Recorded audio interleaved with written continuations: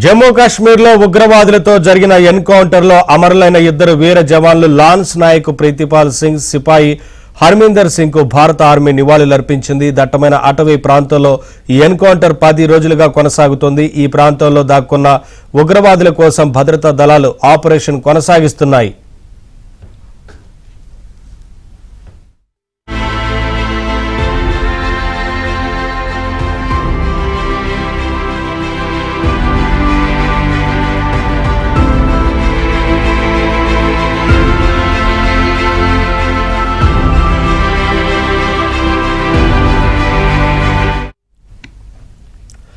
జమ్మూ కాశ్మీర్లో ఉగ్రవాదులతో జరిగిన ఎన్కౌంటర్లో అమరులైన ఇద్దరు వీర జవాన్లు లాన్స్ నాయక్ ప్రీతిపాల్ సింగ్, సిపాయి హర్మీందర్ సింగ్ కు భారత ఆర్మీ నివాళులర్పించింది.